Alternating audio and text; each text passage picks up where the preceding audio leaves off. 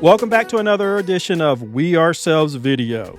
Today I want to talk about the Jonathan Majors comments that he was deeply saddened or heartbroken over the MCU decision to get rid of Kang and bring in Doom as the next big baddie. I can understand Jonathan Majors' feelings on the matter. Sure, he's disappointed with everything that happened to him and losing out on the financial as well as the professional chance of a lifetime. I get that. But please don't forget, Jonathan Majors is an actor. He's used to being ambushed by TMZ and others and is able to hold his own. Those real feelings that everyone is so convinced are real could be acting. Again, the man is an accomplished actor. And he knows what people wanted to hear, and I'm sure it's based on real sadness at what happened and what was lost. And don't get me wrong, I did not like what happened to him and how they took him down, but I do believe they were in the process of taking him down before that fateful night with Grace Jabari on March 2023. And I also think that him not playing Kang is probably the best for Majors and the Black MCU fans overall. And that's because of what Kang came to represent in the MCU. To understand why I never wanted Majors to come back to that role, I'll explain just a little. I've never been a fan of clumsy attempts at diversifying classic sci-fi and fantasy or race-swapping existing characters for a couple of reasons. First, when it comes to comic books, there are more than enough existing black characters that Marvel and DC could bring to the big screen. These are original characters that were created for black fans of the comics, even when created by white male writers. And that leads to my second problem with the race swapping of existing characters. These characters were never created with a black actor or actress in mind. And given the clueless, careless, and culturally dismissive attitude that most producers, writers, and directors take, it's inevitable that they wouldn't take the time to think through the possible negative stereotypes and tropes that they are introducing with race swapping a character. For this reason, it's always better, in my opinion, to create new characters, or in the case of comic book properties, use the existing black characters that already exist. That's all many black comic book fans are asking of Marvel and DC, but Marvel has ignored that request or has given us a few existing black comic book characters, but they've done a horrible job with them, often leaving out key aspects of the character's life and experiences. By recasting Kang as a black man and then doing what they were doing to him in the MCU, they created negative visuals and messages. Of course, Jonathan Majors did an outstanding job as Kang. We always do well in these parts, but that doesn't hide nor negate the negative optics. In my opinion, what they were saying with Kang is when you came to this super intelligent black man from the 31st century, when he discovers all his other versions, they could not get along with each other after a while, and they started fighting. Black on black violence. And their violence towards each other threatened and almost destroyed the entire multiverse. In other words, when you let these incredibly intelligent black men multiply, they destroy everything. You can't get a more negative stereotype about black men than that. And all of this is hidden under layers of high production value in the movie and the TV series. Think about it. Too many black intelligent men would eventually destroy everything. They are inherently dangerous to each other and to everybody else. So you have to eliminate them. You had one Kang eliminate all his other versions, but eventually that had to be fixed also. And what did they do? They brought in a white god in the form of Loki, a trickster and an anti-hero no less. But he was well qualified and powerful enough to sit on the throne and put everything in order. The racial stereotypes and supremacy messaging in these shows are there right in front of our faces, made more palatable again by high quality, high production value in writing.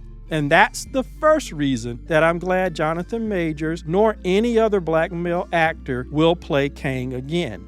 That might be controversial, but I'm sorry, the negative optics is just too much for me. The second big reason Jonathan Majors should never come back to Marvel and play Kang has to do with what Cat Williams said in his Shannon Sharpe interview. The powerful within Hollywood will set up a person and promote a person for the sole purpose of taking him down later. Not only do they know that they'll take the person down, but they get pleasure in the way that they take them down. And Cat Williams was not the only one to say that about Hollywood. And again, this is just my opinion, but I think the hit was on Jonathan Majors even before the event with Grace Jabari happened. Jonathan Majors did not protect himself on the personal front. He allowed Grace Jabari, who he met on the set of Ant-Man and Quantumania, to literally move into his life, his personal life, and his world. Someone who was totally ill-fitted to his current mission and goals for his career in Hollywood. And as Cat Williams said, they were prepared from the beginning to take him down. The Ant-Man movie and Loki Season 2 were filmed and wrapped before that incident happened with Grace Jabari, yet both properties showed how they planned to take down Majors. It was revealed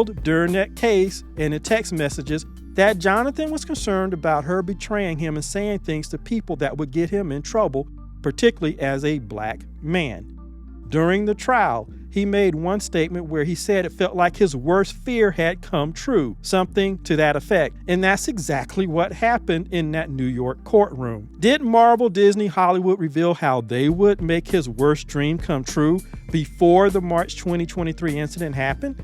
Yes, they did. In Ant-Man Quantumania, they had Jonathan, aka Kang, the Conqueror, taken down by 3 women in that movie. 3 generations of women, by the way. One of the women became his friend, helped him repair his device, and worked with him until she found out his true nature, so to speak, and how evil he was. At that point, she was determined to take him down and stop him from hurting anybody else. Now, why does that sound so strangely like Grace Jabari's written statement at the end of the trial?